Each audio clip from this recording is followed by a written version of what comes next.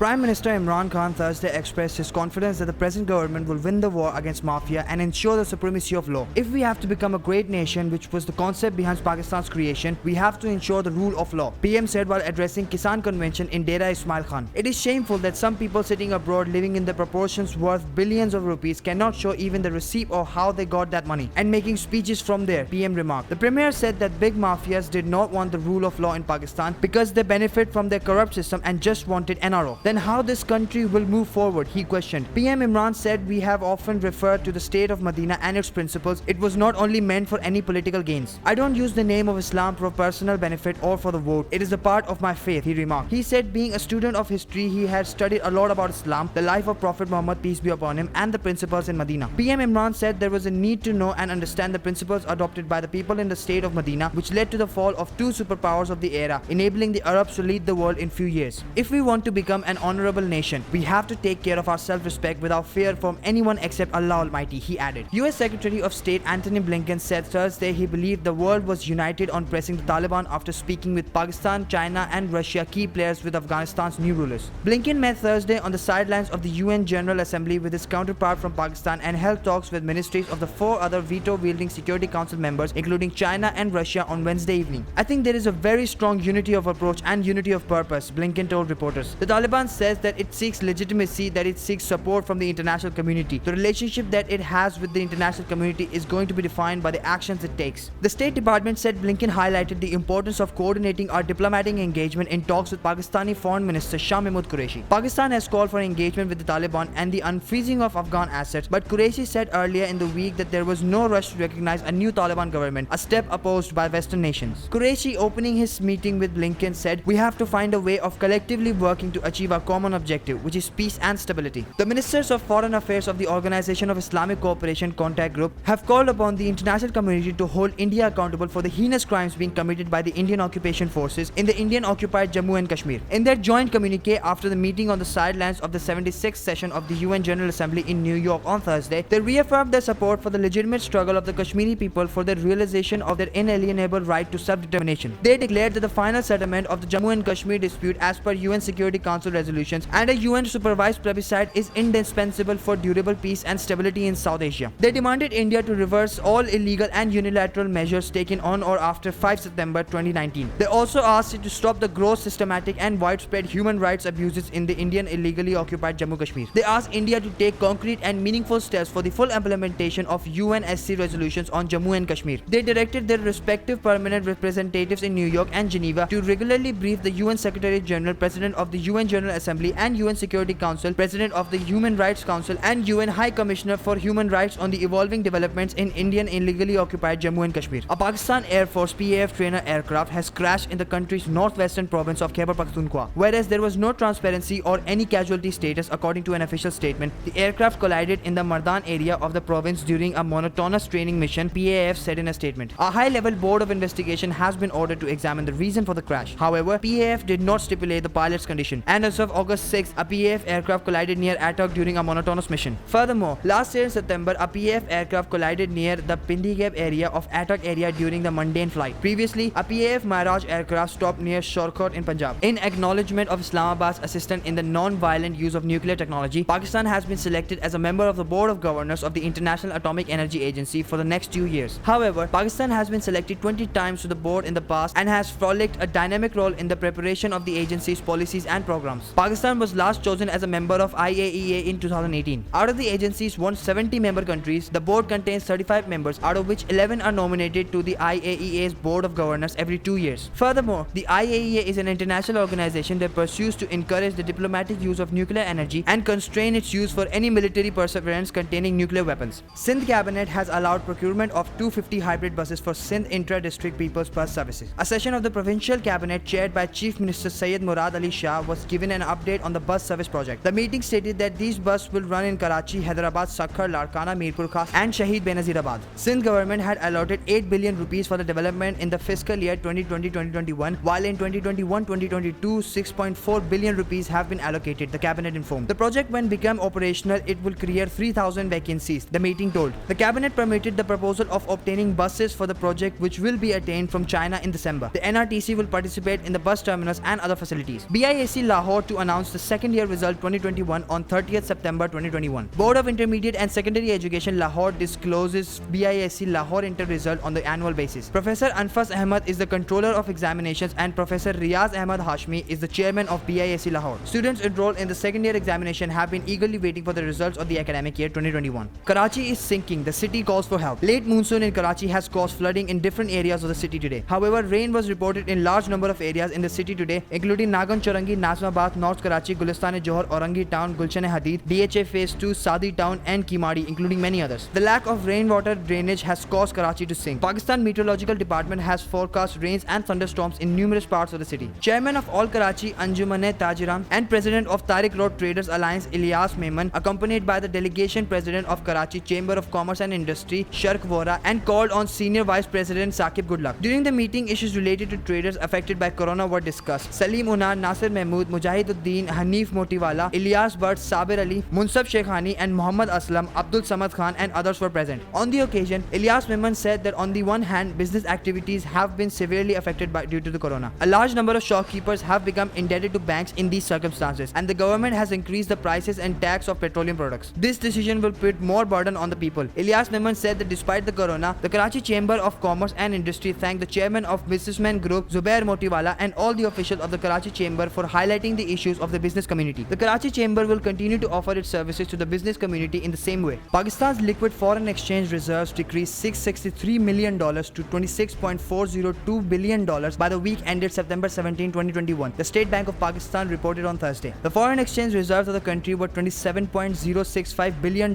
by the week ended September 10, 2021. The official foreign exchange reserve of the State Bank also fell $480 million to $19.543 billion by the week ended September 17, 2021, compared with $20.023 billion a week ago. The State Bank attributed the decline in foreign exchange reserves mainly due to the external payments. The foreign exchange reserve held by commercial banks came down $183 million to $6.859 billion by the week ended September 17, 2021, compared with $7.042 billion a week ago. Exports of electric fans from the country have declined by 21.35% year-on-year in the first 2 months of the current financial year. According to the Pakistan Bureau of Statistics, exports of electric fans in July and August this year earned the country $4.43 million in foreign exchange, down 21.35% from the same period last fiscal. In the same period of the previous financial year, the country earned $5.64 million from the export of electric fans. Electric fans export in August 2021 generated $2.12 million in foreign exchange, down 5.51% from August last year compared to $2.25 million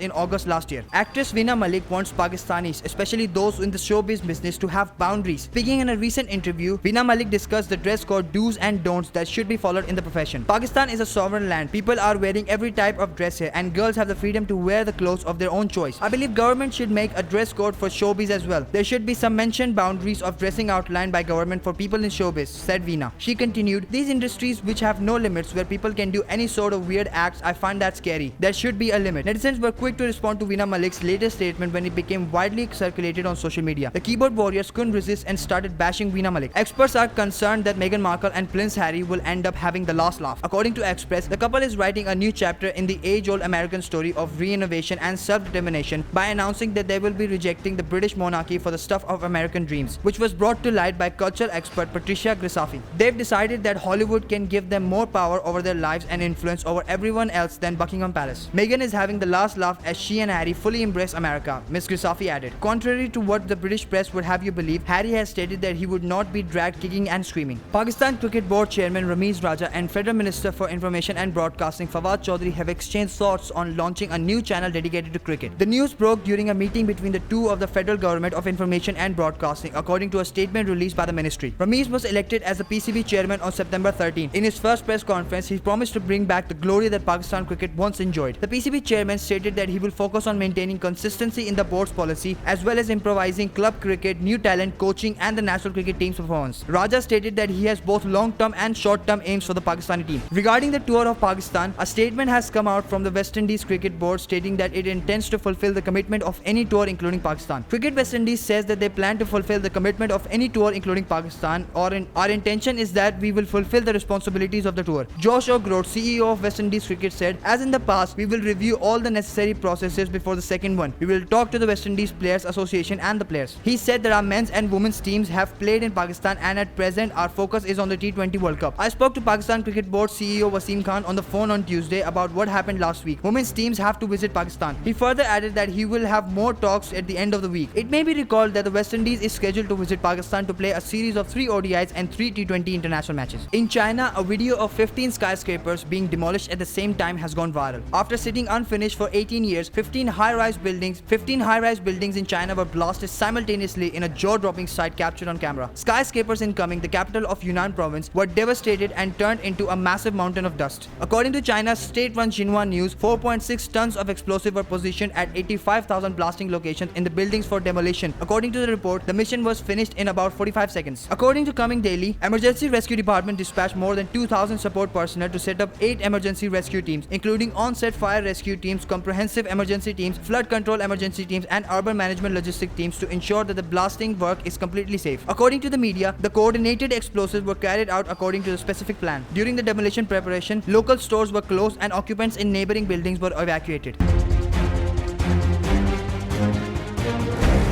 बोल briefs की video सबसे पहले देखने के लिए बोल briefs के channel को सब्सक्राइब करें और बेल आइकन पर क्लिक करना ना भूलें।